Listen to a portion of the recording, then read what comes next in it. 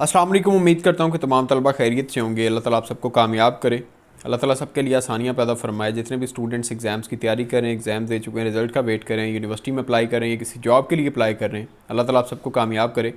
Channel पर अगर नए हैं तो काइंडली चैनल को सब्सक्राइब कर लीजिएगा, वीडियो को लाइक कर दीजिएगा और दोस्तों के साथ शेयर भी कर दीजिएगा। आपके लिए एक छोटी सी अपडेट थी। आपकी जो डिग्री है BA BSc ADP जो आप कर रहे हैं, इसमें स्टूडेंट्स की कुछ कन्फ्यूजन्स होती हैं। आप लोगों को ये भी पता है कि यूनिवर्सिटी में जब आप पढ़ रहे होते हैं वहाँ पे आपकी सप्ली भी आ जाती है। कुछ लोग होते हैं जिनके नंबर कम आते हैं। आगे एडमिशन लेने के लिए यहाँ पे मैं आपको क्लियर कर दूँ कि आगे किसी भी यूनिवर्सिटी में अप्लाई करने के लिए जो एलिजिबिलिटी क्राइटेरिया है वो मिनिमम सेकंड डिवीजन 45%, जो बैचलर्स में आपके नंबर बनते हैं 360। स्टूडेंट्स का सवाल होता है सर हमारे 385 या 380 मार्क्स है, क्या पंजाब यूनिवर्सिटी में एडमिशन हो जाएगा? डिपेंड्स ऑन के मेरिट क्या बनता है।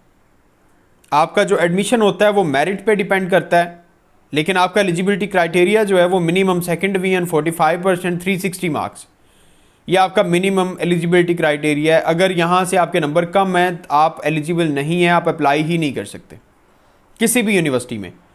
अगर आपके 360 से अबव मार्क्स हैं और आप अप्लाई करने लगे हैं BS 5th सेमेस्टर में, या इंटरमीडिएट में 495 मार्क्स हैं और इससे अबव मार्क्स हैं और आप अप्लाई करने लगे इंटरमीडिएट की बेस पे BS 4th सेमेस्टर में, तो आप एलिजिबल हैं। आप अगर पंजाब यूनिवर्सिटी में करते हैं, बहादुर ज़िक्रिया में करते हैं, IUB में करते हैं, US में करते हैं, GCUF में करते हैं, जहाँ पे भी करते हैं वहाँ पे मेरिट पे डिपेंड करेगा कि आपका मेरिट बनता है या नहीं बनता। लेकिन प्राइवेट कोई भी यूनिवर्सिटी हो वहाँ पे आपको एडमिशन इंशाल्लाह ताला मिल जाएगा। अगर आपके इतने मार्क्स हैं then you are eligible for admission. अगर आपके नहीं है मार्क्स, आप एलिजिबल नहीं होंगे। अब नेक्स्ट हमारे पास जो क्वेश्चंस हैं, जो स्टूडेंट्स के प्रॉब्लम है, आज एक स्टूडेंट ने मुझसे कॉन्टैक्ट किया था, उन्होंने मुझसे ये सारी सूरत डिस्कस की, तो मैंने सोचा कि इस पर भी मैं वीडियो बना दूं, क्योंकि ब्रीफली एक चीज़ की एक्सप्लेनेशन होना वो ज़रूरी है। बहुत से स्टूडेंट्स ऐसे होंगे जो इस फेज़ में होंगे या उन्हें कन्फ्यूजन होगी। अब प्रॉब्लम ये है कि आप लोगों का रिज़ल्ट आ जाता है, आप लोगों ने सब्जेक्ट सिलेक्ट किए हुए हैं, आप लोगों का रिज़ल्ट आता है BA का, आपको पता चलता है कि यार मेरा इस सब्जेक्ट में इंटरेस्ट नहीं था, आप सब्जेक्ट चेंज करना चाहते हैं। आपके बाकी सारे क्लियर हो गए, आपकी 2 सप्लीज़ आ गई हैं। अब आपने सप्ली का पेपर देना है, या आप सब्जेक्ट चेंज करके दोबारा से पेपर देना चाहते हैं, या आप अपने नंबर भी इंप्रूव करना चाहते हैं। कंडीशंस होती हैं 3।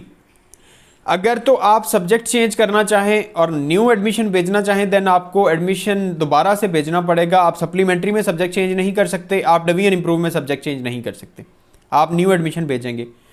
अगर आपकी सप्ली आ जाती है और आप सप्ली क्लियर करके, आपकी पता है आपको कि 360 से मार्क्स अबव हो जाएंगे, आप सप्ली क्लियर करेंगे। अब हमारे पास आगे 2 ऑप्शंस हैं। अगर सप्ली आ जाती है तो क्या सप्ली देने के बाद डिवीजन इंप्रूव करनी चाहिए या दोबारा से न्यू एडमिशन भेज देना चाहिए? देखिए, अगर आप लोगों ने पार्ट 1 और पार्ट 2 के एडमिशन भेजा, उसके पेपर दिए, आप लोगों का रिजल्ट आ गया, आपने पार्ट 1 के भी पेपर दिए हुए थे, पार्ट 2 के भी पेपर दिए हुए थे, आपकी 2 सप्लीज आ जाती हैं। मान लीजिए इंग्लिश में ही आ गई, पार्ट 1 में भी सप्ली आ गई, पार्ट 2 में भी सप्ली आ गई, बाकी आपके क्लियर हो गए, लेकिन नंबर आपके बने 200, नंबर आपके 200 बने। यहाँ से एलिजिबिलिटी क्राइटेरिया जहाँ पे टच करता है वो है 360। अब इंग्लिश में से 160 नंबर आउट ऑफ 200 वो लेना मेरा ख्याल है कि आसान काम नहीं है। अब आपको प्रॉब्लम होगी कि सर हम 200 नंबर हम ले चुके हैं, 160 नंबर चाहिए, 2 इंग्लिश की सप्लीज हैं, अब आप हमें ये बताएं कि हम दोबारा से स्टार्ट कर दें या हम क्या करें। उसमें 2 सूरत हाल हैं। अगर तो आप लोग उन सप्लीज को छोड़ देते हैं कि हम दोबारा अगले साल अपीयर हो जाएंगे और अपने नंबर दोबारा से गेन करने के लिए सब्जेक्ट भी आप उसमें चेंज कर सकते हैं, आप उसमें ज़्यादा मेहनत भी कर सकते हैं उन्हीं सब्जेक्ट में। उसमें यह होगा कि आपका पार्ट 1 अलग होगा, पार्ट 2 अलग होगा, कंबाइन भी आप एडमिशन भेज सकते हैं, पार्ट 1 और पार्ट 2 का एडमिशन भेज सकते हैं, लेकिन एज ए होल आपको अपीयर होना पड़ेगा, पार्ट 1 में के लिए भी, पार्ट 2 के लिए भी। अब हम बात कर लेते हैं कि अगर आप सप्ली देते हैं डिवीजन इंप्रूव करने के लिए, आपने 2 सप्लीज दे दी, आपका उसमें से 100 नंबर आ गया, इंग्लिश में से 200 में से आपका टोटल 300 नंबर हो गया। अब 60 नंबर आपको एक्स्ट्रा चाहिए। अब आप क्या करेंगे? आप ना तो आप सप्ली दे सकते हैं, अगर आप दोबारा से फ्रेश कैंडिडेट के तौर पे करते हैं, वहाँ पे आपको पार्ट 1 भी दोबारा करना पड़ेगा, पार्ट 2 भी दोबारा करना पड़ेगा, वो आपकी सारी किताबें दोबारा होंगी।